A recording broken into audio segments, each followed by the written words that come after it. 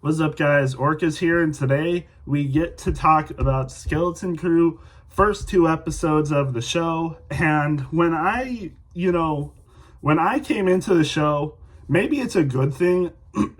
Maybe it's a good thing I wasn't expecting a whole ton, because when I finished watching these two episodes, I was generally pleased with what I saw. I mean, it's a pretty good start. I don't know what they did or how they did it, but they actually managed to make so far what I think is a compelling story. I really do think that. So really, I think you all know what it is, but the first two episodes basically sets the story. You're following, well, at first, for the first episode, you're mainly following two kids until the second half of the episode. But the first half of the episode, you're following these two male characters. You got Wim and you got Neil. Neil, who is a alien character. I don't remember what his species is called, but he's a similar species to oh my gosh, why am I forgetting him? Max Rebo, right? Yeah. Similar species to Max Rebo. I don't know if they're the exact same, but they have similar features. I don't know if it's the same species, but similar. But yeah, you got the male characters, Wim and Neil, and it's very much like an 80s childhood story where it tells a story of, younger kids in a big world, and they're just stuck with, everyday life things. And this one character in particular, the main character, Wim, wants more adventure in his life. And it's really cool to see that. You can tell, like, his family struggles as well. His mom isn't around. I don't know if his mother died or what, but he's in a single parent household with his dad, who's away with work a lot of times, doesn't really have a ton of time for his son. When his son gets home from school, his dad's not there until later, and his dad leaves early in the morning too, so he's even gone before he gets to school. So it's a hard life for him. Like, his father definitely does love his son, but it seems his number one priority isn't his son at this moment. You can tell work has definitely gotten the better of him. His son obviously is longing for something more in his life. He craves adventure. I think that's, very relatable as a kid. And they do a lot of stuff in this show that makes it very relatable to perhaps when you were as a kid. You got tests coming up, but you want to be playing with your friends. You want to be, having fun, and all this world stuff is, weighing on you as a, young kid. I think that's really relatable. Really cool stuff to see that. And, you got kids with different personalities. Obviously, Wim, he's more of an adventure seeker. He wants to do something, fun and interesting in his life. But Neil's more content with his life. He wants to do good in school. He wants to, get a job when he's older. He wants to be, a productive person by society standards. He's fitting into the institution, basically, of which is school and, the workforce that will come in the future. And, it's very interesting to see kids already, being this way, where, they don't care. Well, like, having fun isn't their number one priority. They're not really, experiencing what a kid should, in my opinion, experience. I mean, I think we all know that school obviously is important, but in my opinion, I think kids should be able to have fun in life. They should be able to not have very many worries in life. And I think at first anyway, like when they're little kids, maybe when you mature a little bit, then that's when you wake up to adulthood and you have to start living your life, not for yourself, but for others, and, to be productive and, a worker. But as a kid, I don't know. Like, I feel like as a kid, you should be able to have fun. You shouldn't have to have that many worries. But it seems, with school already, these kids already have a lot to worry about. They have to be concerned about passing this test, or else they'll fail and they'll be, an outcast, basically. And this kid Wim already does feel like an outcast because while he wants to have fun and explore and adventure, all these kids are, shunning him or like disagreeing with him. And especially his dad, when Wim misses the bus and, doesn't get to take the exam because he's late, his dad comes in very disappointed with him and, puts a lot of weight on his shoulders. And, basically what Wim did is he was late for the bus, but he also tried to take a shortcut, tripped, finds something interesting, and he thinks it's a Jedi temple. Wim is very fascinated with Jedi, it seems. You see at the very beginning, he's playing with it seems like Jedi Sith action figures. I couldn't quite tell if they were people in particular. I couldn't quite make it out. I thought the Sith person looked more like an Inquisitor, but I could be wrong on that. But it was interesting, and what he thinks he found a Jedi temple. When he's in detention for missing the exam, there's someone that was also in the exam or in detention with him. It's a girl. I think her name is Fern, but she finds out that he found something. So when Fern and Neil go back to find the thing, she's already there, and so they come to an agreement to like explore it together. I like the banter between the kids. A lot of people, I already saw it, but people are already saying that that the girls in this episode are already acting more mature and masculine than the boys, and that's have some people ever like went outside before? Do they know how teenage girls or little girls act? Like, of course, teenage girls are gonna act bossy and more mature than boys. Like, I don't get it, man. But anyway, I'm not here to talk about that kind of stuff. But it was really fun. Like, they find the ship. Or not, well, they don't know it's a ship yet. Wim still thinks it's like a Jedi temple or something, but they're exploring. They accidentally hit a button that locks them in, so Wim decides to explore some more while the kids try to find a way out. And it's funny because, even while in this moment, Wim is still like excited and, exploring around, while the other three, the other person that's with them, I think is named KB. I could be wrong on that.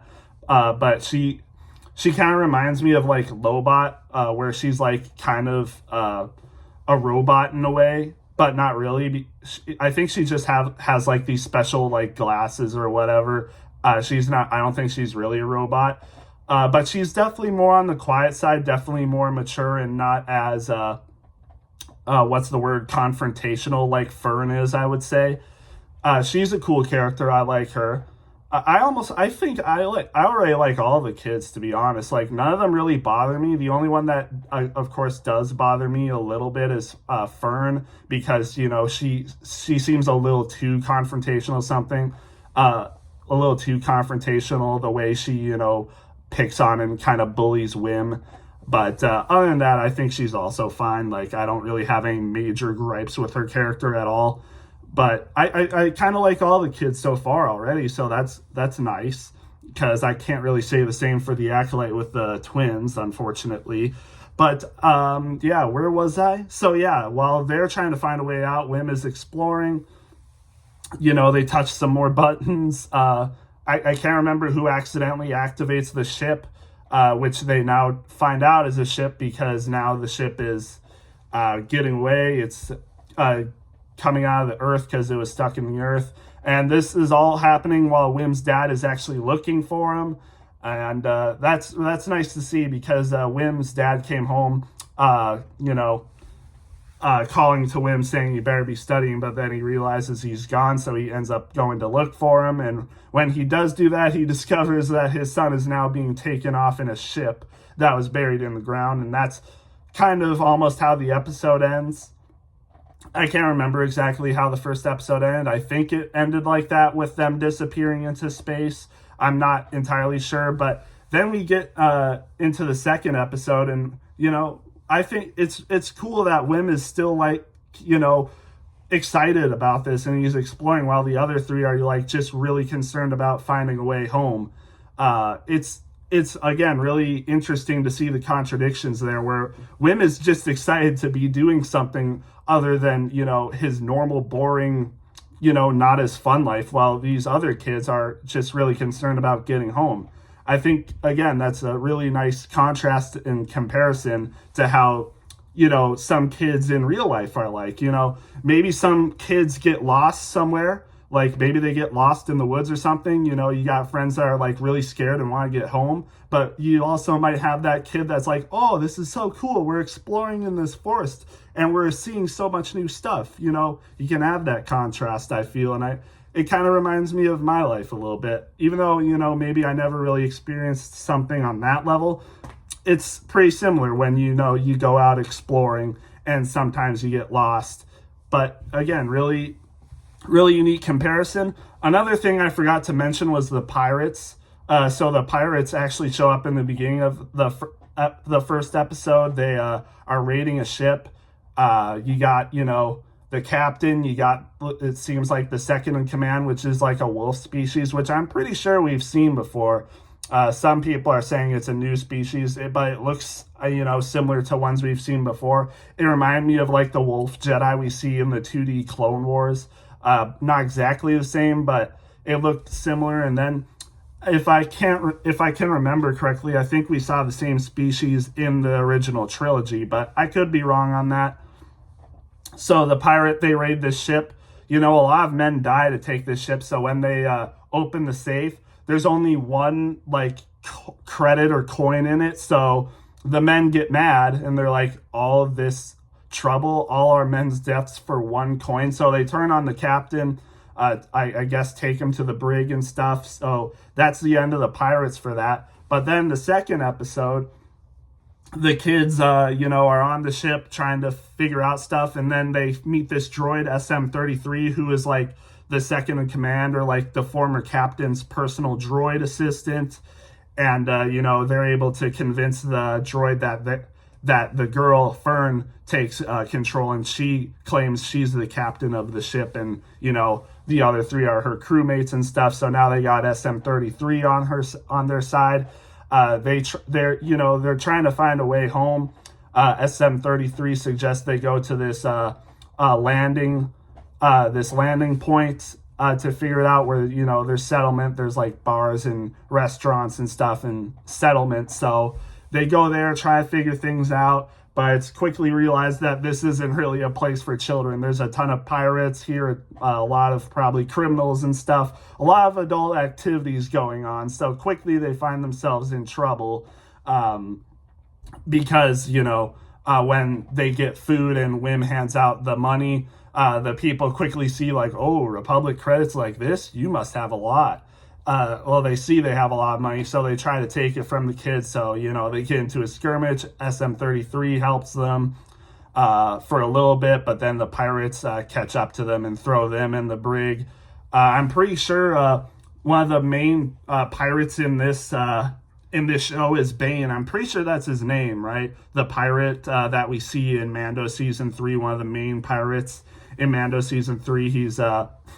He's similar species, like the species similar to the pirates we see with Hondo and his gang on Florum. I think he's the same species as them. I can't remember the species right now, but he's like the same species. Bane, we saw him from Mando Season 3. He's one of the guys. But the kids get thrown in the brig, and then, they're in the brig, or prison, jail, basically. They're trying to figure out ways how to get out. And then there's this person that's in jail with them. It's the main character that Jude Law plays, the Jedi that we've heard of from like leaks and basically the plot and summaries that we've already seen. Non-spoilers, of course. Disney already revealed this would be like the guy that helps the kids. He's the Jedi that saves them and stuff.